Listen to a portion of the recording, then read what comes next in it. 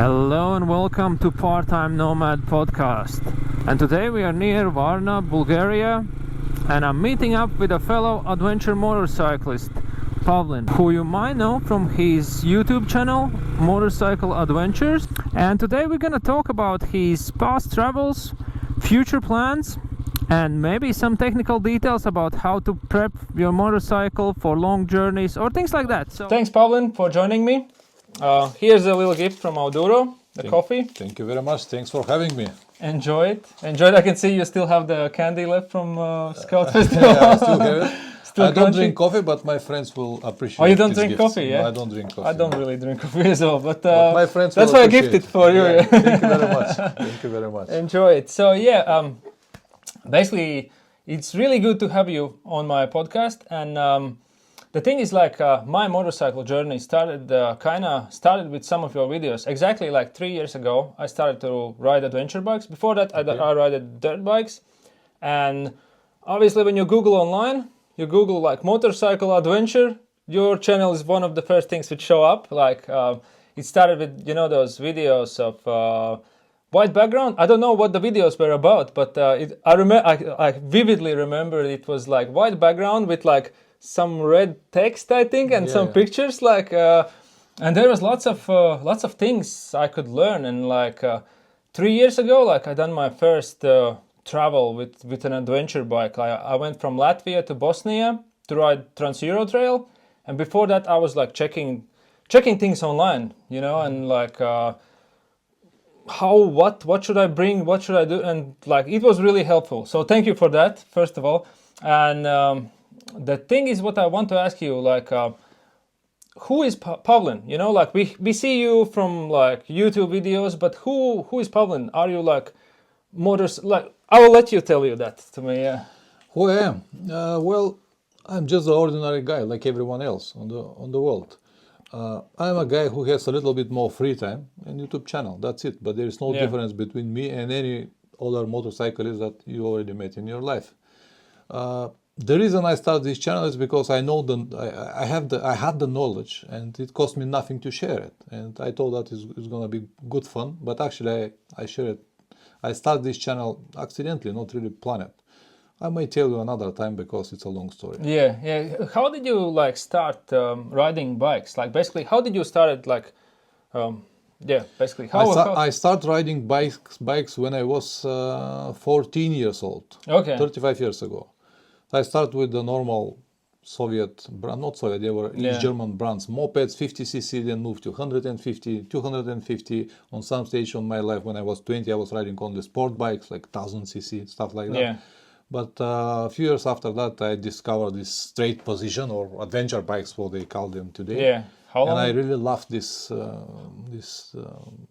How long ago was that? How long ago? With adventure motorcycles, I started probably around 20 years ago, something like that, with the old Africa Twin. Okay. And this was one of the bikes that I really love. Not today, but back in the days, I thought this is the best motorcycle.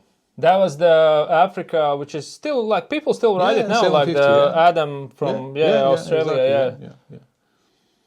By the way, I always thought that it's a great motorcycle, but recently, 4 years ago, a friend of mine bought the same motorcycle in Germany, and he completely rebuilt it as a stock. Absolutely fantastic. And I said to him, man, give it to me to ride it for a while, just to remember these good old days. And when I started riding it, man, it was terrible. Suspension was twisting like crazy. The power was nothing. It was such a terrible motorcycle. But back in the days, I got the impression that this is the best bike on the world. This is how our brain manipulates us with our past. We remember something very good, but actually it's not that good. When you compare it with today's motorcycles, it's... Yeah, but it's still kind of like a cult bike, It is, yeah. People still love it and enjoy it, and but maybe it's more like the thing of the past or the cult behind it than the actual bike, Exactly. And you started with Africa, and how did you end up with Tenerife? You're the Tenerife guy, I think. Tenerife I bought in 2011. I was in Germany. I was living already in Germany back in the days. I went to Germany with one dirt bike that I thought that I will be able to ride off-road in Germany with the dirt bike. But I quickly realized that it's impossible because in Germany everything is forbidden. So I sold this dirt bike and bought this Tenere as an Yeah. alternative motorcycle to be possible to ride it a little bit dirt roads and then on the road as well. And this is when I start my channel. A little bit later, but in about that time. And I did a few trips, long trips, and I had the channel for many years, from 2008, but the channel was just to upload my videos that I filmed when I was traveling with my friends, Yeah. to be possible for me to show these videos to my kids at home. Yeah. Not the way I use it now. And on some stage, a British company contacted me with a motorcycle jacket to make a review, stuff like that. And this is how I started Yeah. the channel, but it was accidentally. I never planned it, never ever. Did your kids think you're cool when you were on YouTube? Or My kids, they don't write, they don't mind. Yeah, they like the I kind of I'm on know the YouTube. answer. Yeah. It happens sometimes. Recently, my son told me that one of his friends was explaining to him that, yeah, there is one Bulgarian that is traveling with motorcycle around the world, and this happens in Scotland. Okay, My son is studying in Scotland. So his friend, his mate, says, well, there is one Bulgarian traveling with motorcycle, and my son said, yeah, is that so? What is his name? I don't know his name, but his channel is Motorcycle Adventures. And he said, it's actually my dad. Ah, really? Oh, such a cool dad. But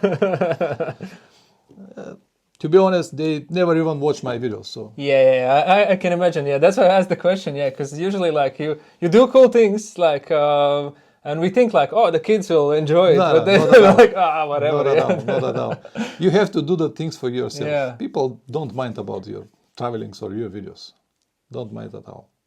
So you have quite a long experience, like comparing to me. Like I started only recently, and you have like many years of experience riding. Okay. Like, do you know how many countries you have visited? Yeah, on around motorcycle? 70 something. 70 something. So that's quite a lot. You In still my opinion, have, it's not enough. yeah, you still have a lot of. 195 countries around the world. I'm working on it, and my goal is to see all of them, and I hope that I will have enough time to do it. Yeah. So you're planning to finish it all, yeah? To do it all? Yes, this is my plan. Yeah. So yeah, quite a lot of work to do for you still. So basically, like talking about the past travels, Okay. which was like the most vivid memory of the past travels? If you mean the best trip, or Like the best location, I don't mean like the best Or trip, but memorable. like the most memorable trip, or maybe like a small memory of that trip or something like that. I really enjoyed the trip around Central Asia, the Silk Road, so-called Silk Road, because it's a very, how I have to say, you have the chance to see so many different countries, so many different cultures, and so many Yeah. different people in different regions, and it was something that I really enjoyed, and I really like to make this trip once again, but this time to do it alone, Yeah. and with a little bit more time, to appreciate the time, to meet more people, to make it like I do it today. I also very much enjoyed my trip to Magadan last year. It was one of the best trips that I ever had in all of my life. And yeah, this is basically Central Asia and Russia so far. But like both of these trips, they are quite a long straight distance, yeah. Or Yes. They're they're quite. long. So you enjoy the kind of like because Silk Road, I think, yeah, Silk Road. 2 months. 2 months, yeah. Yeah. And But Russia was 17 similar. different countries, yeah. Russia was 3 months, a little bit more mileage, yeah. And you done the Silk Road how long ago? 2015, 2015, and you done it together, yeah, with someone. yes, with a riding friend, 2 Okay. people. And you want to do it alone? I want to do it alone again, yeah. So how is like how is riding alone comparing to like riding with someone? I prefer to ride alone, even though I understand that sometimes you might need help. But even so, I think that the positives are more than the negatives if you travel alone. And I prefer to travel alone, even though now on my trip to South America I'll go with a friend. But the original plan was to go alone. Yeah. And everyone is different. I don't mind to stay alone. I'm alright with myself. I have enough things to do, to think, and I film videos, as you know, so it's easy for me when I travel alone. So I don't mind. I like company for 1-2 days, maybe for a week, but for really long trips, in my opinion, it's much better to travel alone. It's cheaper, it's safer, you will complete more goals. So You said it's cheaper to travel it's cheaper, alone. yeah, definitely. Like in which way? In any way, because when you travel alone, you have your own budget and you still stick to your budget. When Yeah. you travel with someone, you always make compromises. So I can eat or I cannot eat. If I don't have money, I won't eat. If Yeah. I don't have enough money, I won't go to the hotel. But Yeah. when you travel with someone, it's always compromises. Oh, Yeah. let's go to this hotel. It's a little bit above my budget, but oh, let's go there. Yeah, because Or he it's- wants to do it. Yeah. yeah, or I can do whatever I like if I am alone. But Yeah. when you have someone with you, it's always expensive and you always take some kind of risk. I also think that to travel alone is safer because when you travel with someone, you always have to be in front of this person or behind. If you're in front, you have to check the mirrors all the time. Yeah, This so person. he's- If you're behind, you have to twist a little bit more to catch him. You always have more risk. Yeah. And if the person is more, let's say, aggressive rider, you will keep following him and you will make some risky maneuvers. When you are alone, if I want to ride with 30, I'll ride with 30. If I want with 130, I'll ride with 130. If I don't think it's safe for me, I will slow down. But when you ride with someone, it's a little bit different. Yeah. Like the thing is like the last rider, basically the second or the last rider in the group. It's always like you have to catch up and you have to 20 be faster. kilometers more. You have to be faster than the Yeah. first one riding. So it's always like if the first rider or the group in front of you is faster than you usually, then you have to you have to catch up and you start to make mistakes and. You'll risk much more. Yeah, and in traveling wise, I like traveling alone. Not always, but like sometimes it's really like now I'm on my own trip, like I'm traveling solo this time, and I feel the difference as well in that way that basically like when you ride with a group, it's more like a ride. You're doing it like a fun ride. Yeah. But when you're traveling alone, you experience more the locals. Yeah, they come to you. Have you noticed that in your trip as Absolutely well? agree. Okay, now because of my channel, I meet a lot of people. Yeah. It's obviously people know me, but even though before that, when I was even this Silk Road that I told you, Central Asia, no one knows me back then. Yeah. But I have met so many people, and we were invited to so many different places, and just to spend the night, and people talk with us.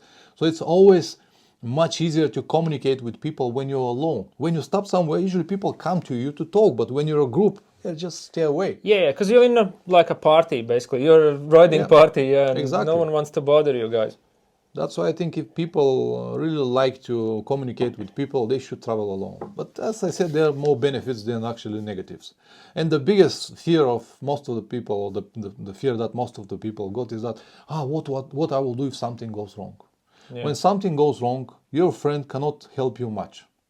Obviously, yeah. He can call ambulance, or maybe he can hold even your head or your hand if it's necessary Yeah. for a while. But all the negatives still be for you. You have to receive the pain and the shame after that. So Of course, they cannot yeah, really help yeah. you much.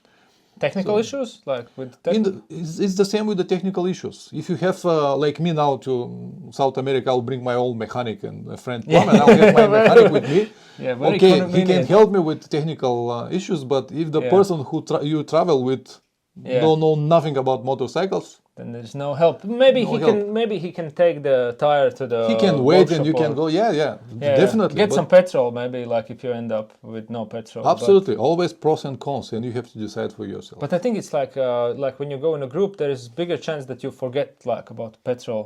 Like when you go alone, you're kind of more cautious and more plan ahead. Like you're alone, you have to be like. Yeah. Do you ride slower when you're alone, or you ride faster? If I am alone, I will definitely ride slower. Yeah. I will ride on my own pace. I'll ride, if it's let's say example, you ride on a very good weather like today, cold and dry, but suddenly start raining. Of course, I'll slow down. But Yeah. if you're on a group, if the group does not slow down, you have to ride a little bit faster. Yeah. But I don't like to risk. I always want to be in control of my own ride. But when you Yeah. ride with someone who is riding really fast, you risk. Maybe not that much, but you risk a little bit more than you can afford. And that's Yeah. why I prefer to ride alone. Have you It's ever? not a problem. I can ride fast, but I don't see any reason for it. Yeah. Have you ever had like a situation when you're kind of in trouble, but someone helps you, and someone who you don't know just like shows up somewhere, I have thousands of stories like that. Thousands. which of is stories. like the most memorable thing, like what have happened. I don't know. There are so many. I can tell you a funny story, and that it's really funny. It's not really memorable or something so strange or something so interesting. Yeah. But it was a different story. It was on my ferry. 2 years ago, I went around Europe, so I went to Sardinia, Corsica, all of these islands, and because of that, I need to catch a lot of ferries. And the ferries cost around 80 euros each. And I've got altogether 8 ferries. So 8 euros, 8 ferries, a lot of money. This is only the ferry. If I want 80, cabin, yeah? 80. Yes, 80 80, euros. 80 euros. So if I want a cabin, it's another 80. So I haven't got any cabins. I always slept on the ground on the ferry. Whatever I Yeah. find a place, I just sleep on the ground. So on the last ferry, it was from Corsica to France, was the same story. I lied on the ground in front of the elevator next to the plug socket so I can plug my telephone and cameras and everything and went to sleep. And suddenly around probably 11 o'clock, someone pushed me on my leg and I woke up and he said on French, excusez-moi, monsieur, excusez-moi, monsieur. I said, I don't speak French. What you need? And he said, I'm really sorry to disturb you, but if you like, you can come and sleep in our cabin. And I was a little bit suspicious and said, why don't you sleep in your cabin? And he said, yeah, I do, but I'm with my wife, but we have 4 beds. So if you like to come in my cabin, please do it so. I said, well, listen, I'm a motorcyclist, dirty, bare, I'm with boots, they smelly. He said, no problem at all. You can come, you can have even a shower. So I went to the cabin, small cabin, 4 beds. He was with his wife, Germans, by the way. And I said, okay. And they said, you can take a shower. I opened the shower and I saw inside only 2 towels. I said, yeah, just 2 towels. I don't mind there for you. And they said, no, don't worry, we already got our showers. You can. So I took the shower, went to sleep, fantastic bed, everything was fantastic. On the next morning, I woke up early morning and I said, listen, I don't want to sound a little bit rough, but why you invite me? There's so many people on this deck, so many women, kids sleeping on the ground. It's not only me. I'm maybe the last person that you should invite. I'm 100 kilos with beard, smelling motorcyclist. This guy was not motorcyclist. Yeah. Why? How you came to the conclusion to invite me? And he said, well, yeah, they're true that so many people sleep on the ground, but everyone got something. Mattress, pillow, blanket, but you got nothing, just like that. And we decided that it's so uncomfortable for you. And I asked him, are you psychiatric or something? He said, yeah, how the hell you know? I said, only the psychiatric could make these experiments with you. So sometimes these strange situations happen. But I have, as I said, thousands of stories like that. Some of them are funny, some of them are not so funny. But yeah. People always help you on the road. People are kind, like especially like if you're on your own, like you, it's so easy to get help. Like people will show up in places like where you don't expect it. Yeah. Now, for example, sorry to interrupt you, on my road to Magadan last year, the last section from Yakutsk to Magadan is just dirt roads. And it's an empty road, not so many people over there. But every time when I stop next to the road to take a leak or to check my telephone or to eat something or maybe to check the map, always when it's car comes or bus or maybe a truck, people usually stop and ask me, are you okay? Do you have everything? Do you know where to go? Do you have water, food? Is everything all right? I said, yeah, everything's fine. Yeah, Thank just you very taking much. a leak. Yeah, I'm just taking a leak. Thank you very much. You. So, yeah, people are kind. Yeah, like, and have you had like any negative experiences? Like, with people, no, I haven't got any negative experience with people, never ever. I've been to so many places that are so-called the most dangerous. Yeah. But I never had any negative problems, never ever. But I don't know. I'm coming from Bulgaria, as you know. Yeah. In Bulgaria, it's a little bit different. I am born in 1974, which means that I lived in the 90s in Bulgaria.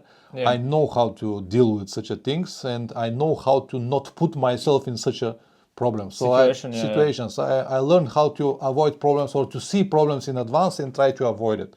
So for someone who is coming from the Western world and believe that everything is fantastic, might be a problem, but not for me because I can see the problems in advance and eventually eliminate it before they even notice the people who would be. It might be a problem. Yeah. Like any tips for like making precautions basically for not getting into a trouble? Like if you would be a girl, for example, traveling, or like anyone basically, how like.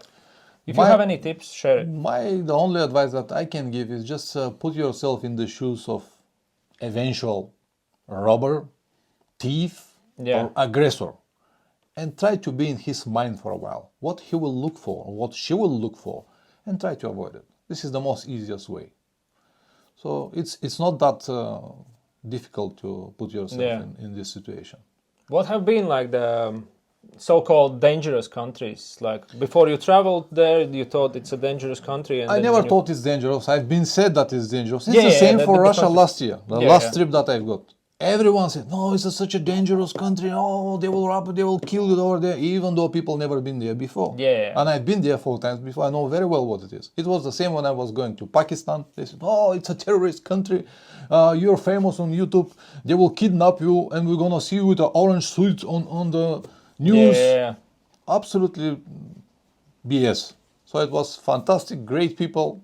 I never felt safer even in Germany. Yeah, what other countries basically was in that sort of list when people told you basically like don't go there? It's the same for Bulgaria. People are afraid to cross Bulgaria. Really? Really, absolutely. Most of the riders that crossing Bulgaria, they're coming from Romania and then go straight on to Turkey. They are really? afraid to stop in Bulgaria because they have heard some stories, mostly coming in the 90s. Yeah. Everything changed right now. Obviously, Poland, Latvia, everything was like that in 90s. It's the same in Romania, Serbia, the same story. Yeah. Oh, don't go to Serbia, it's very dangerous. Or even Albania. Albania now is popular tourist destination, but many years it wasn't like that. I was in Albania in 1999 when they don't have even roads. The houses were lower than my motorcycle. And it was absolutely safe, no problems whatsoever. Yeah. So there's so many places like that, and people usually like overreact for the things. It's the same now for South America. Oh, so dangerous, such a crime. I will be there to prove you that it's not exactly like that. So let's continue with your next trip. Yeah, let's Okay. continue with your next trip. So can you tell me where you're going? You said South America, but can you be more precise from where you're starting and where you're roughly heading towards? All right, I will fly to Colombia. I will take a motorcycle from Colombia for me and my riding friend, plumber and mechanic. So Tenere is staying at home. Tenere will stay at home. We're gonna ride a Honda XRE 300cc. It's a very similar as a Honda CRF 300, but it's a air-cooled. The same shape. It looks like very similar. Yeah. This is like a South American version of it. It's made in Brazil, and it's the most popular motorcycle in South America.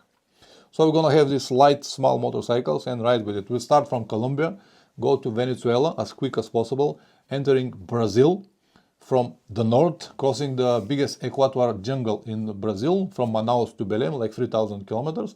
And then we'll keep the coast of Brazil and slowly go down to Paraguay, Uruguay, then Argentina, Chile, Peru, Ecuador, Bolivia, and back to Colombia. Basically a big loop around the whole continent. Oh, cool. Yeah. So it's because I'm checking the map behind you. So it's the I have the perfect map, example. Yeah, you have the map there. I have the map there. So so it's Like a a big circle loop. around. Yeah. How many kilometers is that? I estimate at the moment around 30,000 kilometers. I'm working on the paper maps now to see how much exactly. Around 30,000 kilometers, more or less. I don't know yet exactly. That's quite a lot. Yeah, that's It's a lot. Yeah, it's a lot of kilometers. How is like choosing the bike for that trip? Like, why did you choose the local bike over like sending your own bike there? Very simple. It costs money. Yeah, of course. So just to send my itinerary over there and bring it back will cost me around 3,000 euros just for shipping. Yeah. And also I'll have another 500 euros to deliver it to Hamburg from here to Hamburg. Another 500 euros, and I'll have the same money to bring it back from Hamburg to Bulgaria. It doesn't matter will I ride it or will I load it to something, it will be another amount of money. Another reason is the time. It's never set properly. They said 20 days or 25 days to deliver it, but it's always flexible. So I might arrive there and wait 2 weeks for the bike, and this is not good at all, because once you arrive you start spending money and you don't have a motorcycle.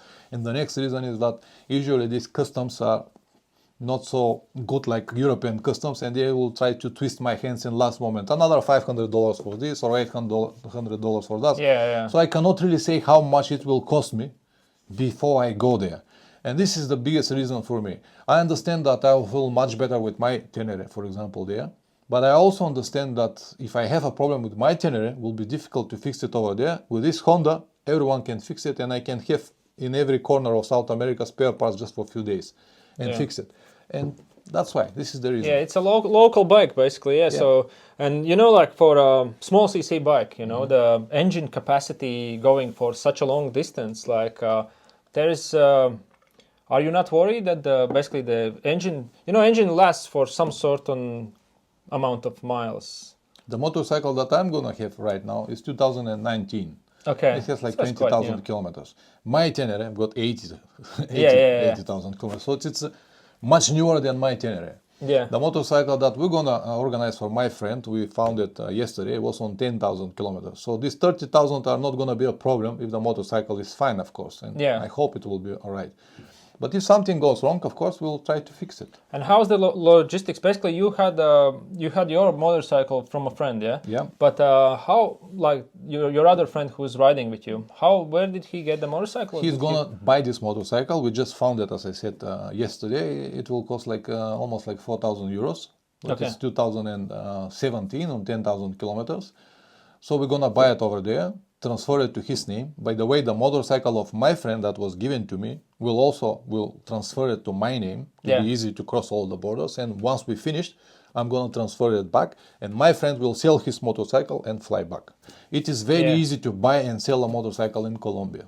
Okay, so basically, like in those countries, like because you there is a problem crossing border, yeah, with the motorcycle which is not on your name. Yes, yeah? it's a so problem. you have to have it. It should be on your name.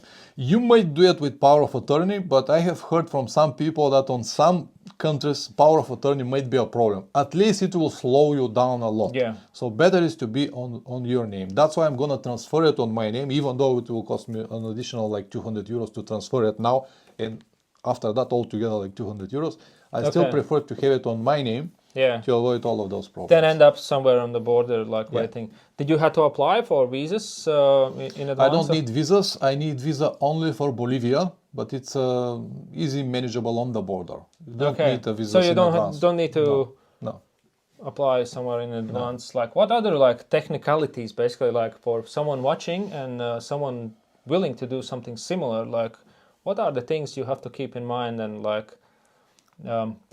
these things like crossing borders, renting, buying, like you explained already. But is there any other things like that?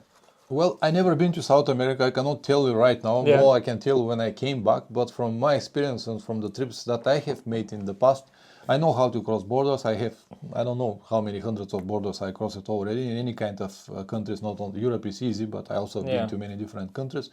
So yeah, you have to be just patient. Don't argue with border officers. Yeah. Don't be arrogant. Do whatever they like, and you'll be all right. Try to understand them. They spend a lot of time on these borders, Yeah. and if they want, they can keep you there forever. So just Of be course. polite, and you'll Yeah. be all right. So you're flying in with all your gear, yeah? You Yeah. have your like bags. Yeah. Are you bringing tent or No, like, no, I'm not gonna bring tent on this trip. It's pointless to me because accommodation there, hotels are very cheap, basically around $10. Okay. So that's not worth for me to bring a tent for $10 hotels. Yeah. Of course, I usually bring tent on my trips as an emergency situation. I brought it even when I went to Russia, even though I never used it. But it was like an emergency situation if I need to spend the night somewhere, if I broke down, for Okay, example, yeah. like that. But I'm not gonna bring it on this trip because I don't know. It's another 5 kilos that I probably never needed. Yeah. I want to be as light as possible. But you're not really like a camping type of a person. No, are I'm you? not. I'm not. Okay. Yeah. I've done enough tents on my life, and I don't find it adventure anymore. Yeah. Now I'm 50. I prefer to have my bed. I prefer to relax well. This is one of the reasons. But the next reason is that I like to be efficient, very efficient on my trips, which is mean to cover as maximum as possible kilometers, to see as maximum as possible. Yeah. If I have tent, this will slow me down. And the simple reason is that every morning when you wake up, your tent is wet. So you need to wait You at need to least dry it, to dry, yeah. and it takes a lot of time. You can't really start before 9 o'clock, but I usually start at 5. So if I want to be efficient, I want to start early morning. Okay, so you start at 5, yeah? So Usually how- 5, 6 o'clock, I'm already on the road. Okay, yeah, that's very early. So Especially when I have to cover many kilometers, yes. and how is it like with your friend who's going? Is he okay with that? We'll He's see. ready. He's We'll ready see. for that. No, he's like a real soldier. I don't think that we're gonna have a problems with him. He's a Yeah. very easy guy. He's a great rider. He's, Yeah. by the way, one of the best enduro riders in the country. He's still riding enduro. Okay, Even cool. he's like 2 years younger than me, still ride enduros. I don't think that we're gonna have any problems with him, but it's still a Yeah. long trip. You never know. You never know, obviously, like on a long trip you get tired, the Yeah. personalities come out, like you get all your all the bad things come out. And on usually such a- people show their bad sides on the long trips. Yeah. They never show their best sides. No. Yeah, usually the bad sides. Some do. I have a riding buddy who's always positive, but yeah, maybe it wasn't long enough. We were It only for wasn't 3 long weeks. enough. Yeah, 3 weeks so- is not enough. yeah. So Let's talk again after 2 months. 2 months. Yeah, 2 months would be like probably. Yeah. Do you ever get homesick, or do you ever get tired of the trip and just want to I just want to go home basically. It's enough for me. I feel it when I complete my goal. When I when I do everything that I have planned, then I'm ready to go back home. Yeah. I'm not really homesick. I'm not a person who really like to stay at home all the time, but I like to have my home. I don't want to travel all the time. I like when I finish my goal. Last year, my goal was Magadan. Once I went to Magadan, I was ready to go back home. I knew that it's another 20,000 kilometers before home, but when we met already in Latvia, I was already 2,000 away from home, and I really want to go home already. Yeah. I had enough. I had Yeah. enough. If you remember, when the guys asked me, okay, let's go right here and there, I said, guys, I came from right. You came here to right. I came from right. Yeah. So I have no tires. I have no chain anymore. My chain actually broke down in Poland after 500 kilometers. So I was not there to ride. That's the thing. When I met you in Latvia, when you came to the Auduro Scout Festival, and I saw that, I saw your tiredness in your face, and you was you come to the festival, and there is people enjoying riding, and you're I had 20,000. 40,000. 40,000, yeah, 20,000 coming just this way. So yeah. I can imagine, when you cover some distance, you're not In Latvia, I haven't got tire anymore. The tire was almost finished. Yeah. My chain was almost finished. As I said, it finished after 500 kilometers in Poland. So it lasted the chain for your Yamaha. That was the original chain? No, it was the second chain. That was the second chain, and it lasted 40,000, nearly 36,000 kilometers. It lasted 36,000 kilometers. very good going for For the chain. 36,000 kilometers, everything that I did is to spray it once in a while here and there. Yeah. And I have altogether 2 chain sprays for the whole trip. So that was the whole maintenance on the chain. Only twice you. Oh, you 2 twice. chain sprays. Two bottles, sets, yeah, 2 two bottles. bottles. Yeah. With spraying the chain, there is people who say you have to spray it and clean it every day, No. and there is Forget people about who never do it, and I almost never do it. you almost never do I it. never clean my chain. Yeah. Maybe once per year. If I have nothing to do, I can clean it here in the garage. Yeah. Never on the road. But usually the chain finished before I even clean it. So I just spray it once per day. Usually when I stop riding later in the evening, I just put the motorcycle on the center stand, unload my luggage, spray the chain, and go to relax. Yeah, That's it. In my experience, I have done both. I have been really, really cleaning chain and spraying it all the time, and the chain lasted the same amount as you just leave it. As they say, when you get sick, if you have medication, you'll be all right after 1 week. If you don't have, for 7 days. It's the same for the chain. In my opinion, the chain will finish when the grease inside from the chain is finished. It's not will you care about the chain or not gonna give you many kilometers difference. What do you usually do maintenance-wise on your bike, or before the trip? Is there many things you do, or do you do it yourself, or do you take it to mechanic? Yeah, so I do 2 types of maintenance, one before the trip and one during the trip. Before the trip, I try to eliminate all possible weak spots of the motorcycle. So I do a really nice inspection to all components of the motorcycle, like battery, wheels, wheel bearings, chain, oils, engine, spark plugs, everything, and I change everything that is possible to fail during the road. Yeah. So for example, even if I have, let's say, another 2,000 or 3,000 miles on my oil, I'll change it before the trip. If I have the same, a little bit more kilometers, I'll change the spark plugs before the trip. I'll change the chain before the trip. I'll start with a fresh chain. If I have any suspicions on my wheel bearings or my central column bearings, I'm going to change it before the trip. So basically, I try to eliminate all possible problems. Yeah. In my opinion, a good maintenance done before the trip will eliminate 90% of possible problems that you might have on the road. That's for long distance trips. Can you formulate long distance for you? Because for some people, long distance could be 300 kilometers trip to a neighboring for country. everyone is different. Listen, for some, you just say it, someone will fill long distance for 300 kilometers. So if this is the maximum or the longest that you can fill, you still have to make your maintenance. So for me, it's more like let's say more than 3-4 weeks. This is already long trip. 2 weeks, it's short, but after 2 weeks, more than 2 weeks. But if you would go for a 2-week trip, you would still do the same I'll thing? still check the motorcycle. Yes, I'll still. Now recently, this summer in June or July, I went to Germany to meet actually in person the person who is going to give me the motorcycle. He's German. His name is Thomas and lives in Bamberg, Germany. So I went there to meet him in person and to set everything, to talk with him face to face before I make this serious step to fly there without even know the person.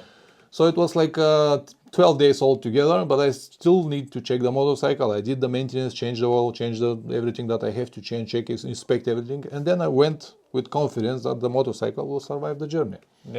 During the trip, I always try to keep the schedules, changing the oil, let's say 5 or 10,000 kilometers. It depends on the trip. Magadan trip was very long, 40,000 kilometers, so I changed the oil every 10,000 kilometers, so I kept the schedule. But usually I change the oil every 5,000 kilometers. I believe that prevention is better than try to fix it before that. How is it like with your trip to South America right now? Obviously you can't do much preparation like now from here. But I can do the preparation once I arrive there. The person who gave me the motorcycle, his name is Thomas, I told you. But the motorcycle on the name of his friend Cesar, who is a motorcycle mechanic in Colombia, in Cali, Colombia. So he will inspect the motorcycle before I go, even though when we go with my friend plumber and mechanic, we're going to inspect the motorcycles once again, try to fix and check everything in advance. And if we have some problematic components, we're going to change it before we go. Of course, fresh tires, fresh tubes, fresh chain, and everything as should. And of course, we'll pray that everything is going to be all right. How do you decide the routes where you're going to go? And do you check on Google Maps? Do you find like spots? Do you find like local tracks or like Everything. I always travel with a paper map because paper map give me a good visibility and the understanding of everything. As you already noticed, map now is my hand. I know where the countries are located and how they are positioned because I check these maps every single day. And then I try to find as much as possible information from local people. Now, because I have this YouTube channel, many people send me specific tracks or places where I can go, what is good to see and stuff like that. And I try to collect the puzzle with all the information that I can find through the map, through Google Maps, through the information from people or specific points. And this is how I make my route with a red marker on my map. And once I get there, it will be changed once again by the local people when they say, let me check your route. This is not worth, but you should see this or that. This is how I make my route. To always listen people, what they will recommend, what is worth to see and what not. Because many people might say, oh, Machu Picchu is great. I know it's great. I will probably see it, but it's not a motorcycle destination. So I try to see different things on the road, what I would like to see. Do you often like stop on the road? Basically, you see a local guy, do you stop on the road and ask him for like directions? Yeah, always. So because I travel with map, I have also my telephone as a navigation if I need to find a specific address. But if I cannot find the place I need, I don't have it on the map. I always stop and asking people. And these are the best source of information. You can also ask them about the road, the condition of the road. It's very important when you ask about the road. This is very important. So listen, to ask a person who has a similar as your vehicle. Because if you ask a person with a big truck, how is the road? He'll say, road is fantastic. You go there and see the potholes like that. It's okay for the truck, but not okay for you. Or if you ask someone with a bicycle, how is the road?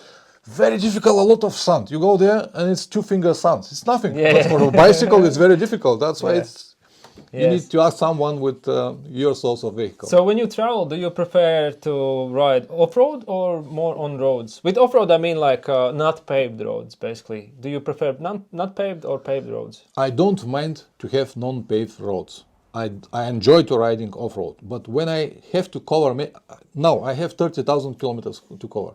How is going to work if I stay only off-road? I'll need like 5 years. It's not going to be possible. I don't mind to cross these sections. As I said, we're going to cross the biggest equatorial jungle in the world. It's 3,000 kilometers, basically, with one road that is named Ghost Road. And everyone said, don't go there. Yeah. And I will go there in Brazil. Everyone said, don't go to Brazil, but I will go to Brazil because I would like to go to Brazil. And in any of my trips, I have more than enough off-road kilometers. On my trip to Magadan last year, I got like 5,000 kilometers off-road. This is more than most of the people will make for 5 years traveling on the TET roads. Yeah. Because the TET roads are usually short and usually they are very simple. Yeah.